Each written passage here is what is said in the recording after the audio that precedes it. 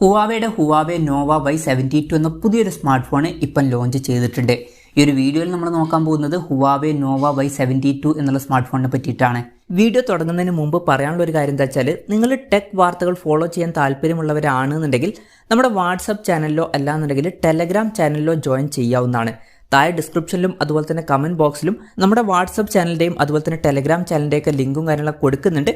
അവിടെ റെഗുലർ ആയിട്ടുള്ള ടെക് അപ്ഡേറ്റ്സും കാര്യങ്ങളൊക്കെ ലഭിക്കുന്നതായിരിക്കും. ആദ്യം നമ്മൾ ഫീച്ചേഴ്സും കാര്യങ്ങളൊക്കെ നോക്കുകയാണെന്നുണ്ടെങ്കിൽ ഡിസ്പ്ലേയുടെ കാര്യത്തിൽ ഹുവാവേ നോവ Y72 6.75 ഇഞ്ചിൻ്റെ HD+ ഡിസ്പ്ലേ ആണ് വരുന്നത്.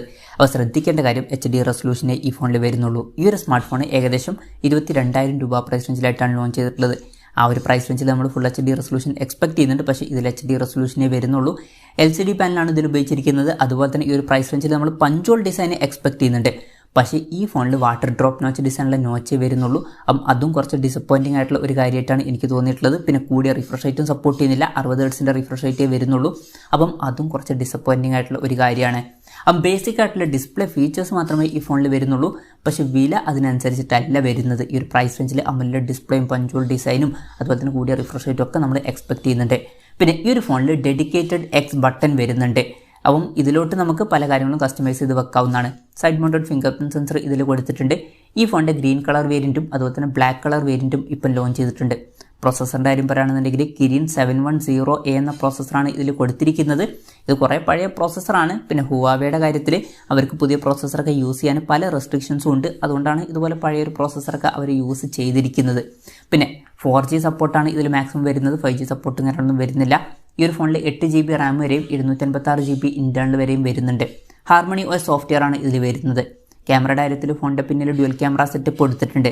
50 mega pixel main camera sensor വരുന്നുണ്ട്. 2 മെഗാ പിക്സൽ മാക്രോ ലെൻസും വരുന്നുണ്ട്. അൾട്രാ വൈഡ് ആംഗിൾ ലെൻസ് വരുന്നില്ല. ഈ ഒരു പ്രൈസ് റേഞ്ചിൽ നമ്മൾ അതൊക്കെ എക്സ്പെക്ട് ചെയ്യുന്നുണ്ട്. പിന്നെ 8 മെഗാ പിക്സൽ സെൽഫി ക്യാമറ ആണ് ഈ ഫോണിൽ കൊടുത്തിരിക്കുന്നത്.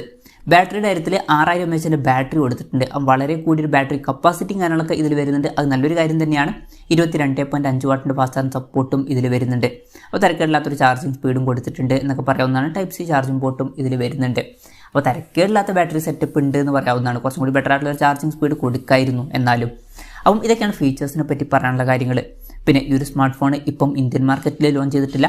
ഇപ്പോൾ സൗത്ത് ആഫ്രിക്കയിലേക്കാണ് ഈ സ്മാർട്ട് ഫോൺ ലോഞ്ച് ചെയ്തിരിക്കുന്നത്. സൗത്ത് ആഫ്രിക്കയിൽ ഈ ഫോൺ ലോഞ്ച് ചെയ്തിരിക്കുന്നത് ഏകദേശം 22,100 രൂപ പ്രൈസ് റേഞ്ചിലാണ്. ആ ഒരു പ്രൈസ് റേഞ്ചിൽ ഈ പറഞ്ഞിട്ടുള്ള ഫീച്ചേഴ്സ് എങ്ങനെയുണ്ടെന്ന് വെച്ചാൽ വളരെ മോശം ഫീച്ചേഴ്സ് എന്ന് പറയേണ്ടി വരും. കാരണം ഈ ഒരു പ്രൈസ് റേഞ്ചിനനുസരിച്ചിട്ടുള്ള ഡിസ്പ്ലേ ഫീച്ചേഴ്സൊന്നും ഇതിൽ വരുന്നില്ല. ബേസിക് ആയിട്ടുള്ള ഡിസ്പ്ലേ ഫീച്ചേഴ്സേ വരുന്നുള്ളൂ. അതുപോലെ തന്നെ ഈ ഒരു പ്രൈസ് റേഞ്ചിനനുസരിച്ചിട്ടുള്ള ഒരു പ്രോസസ്സർ ഇതിൽ വരുന്നില്ല. പിന്നെ കുറച്ചും കൂടി ബെറ്റർ ആയിട്ടുള്ള ക്യാമറ സ്പെസിഫിക്കേഷൻ കൊടുക്കായിരുന്നു. അതുപോലെ തന്നെ കുറച്ചും കൂടി ബെറ്റർ ആയിട്ടുള്ള ഒരു ചാർജിങ് സ്പീഡും കൊടുക്കായിരുന്നു. അപ്പം മൊത്തത്തിൽ നോക്കുമ്പം ഈ ഒരു പ്രൈസ് റേഞ്ചിൽ ഈ ഫോൺ നിരാശപ്പെടുത്തി എന്ന് പറയേണ്ടി വരും. പിന്നെ ഇന്ത്യൻ മാർക്കറ്റിൽ ഈ ഫോൺ ലോഞ്ച് ചെയ്യുമെന്ന് വെച്ചാൽ മിക്കവാറും ഇന്ത്യൻ മാർക്കറ്റിൽ ഈ ഫോൺ ലോഞ്ച് ചെയ്യില്ല. കാരണം ഹുവാവേ ഇപ്പോൾ കുറച്ചായിട്ട് അവരുടെ ഡിവൈസുകൾ ഇന്ത്യൻ മാർക്കറ്റിൽ ലോഞ്ച് ചെയ്യാറില്ല. കാരണം ഗൂഗിളിൻ്റെ സപ്പോർട്ടും കാര്യങ്ങളൊന്നും ഇല്ല. അതുകൊണ്ട് തന്നെ ഇന്ത്യയിൽ ഇത് ക്ലിക്കാവാൻ കുറച്ച് പണിയായിരിക്കും. പിന്നെ ചിലപ്പം യൂറോപ്യൻ കൺട്രീസിലും അതുപോലെ തന്നെ ഗൾഫ് രാജ്യങ്ങളിലൊക്കെ ഈ ഫോൺ ലോഞ്ച് ചെയ്തേക്കാം. എന്തായാലും കൺഫർമേഷൻസ് ഒന്നും ഇപ്പം പുറത്ത് വന്നിട്ടില്ല. എന്തായാലും ഹുവാവേയുടെ ഹുവാവേ നോവ Y72 എന്ന പുതിയൊരു സ്മാർട്ട് ഫോൺ ഇപ്പോൾ ലോഞ്ച് ചെയ്തിട്ടുണ്ട്. ഈ ഒരു ഫോണിൻ്റെ ഫീച്ചേഴ്സിനെ പറ്റിയിട്ടുള്ള നിങ്ങളുടെ അഭിപ്രായം ജസ്റ്റ് ഒന്ന് കമൻറ്റ് ചെയ്യുക.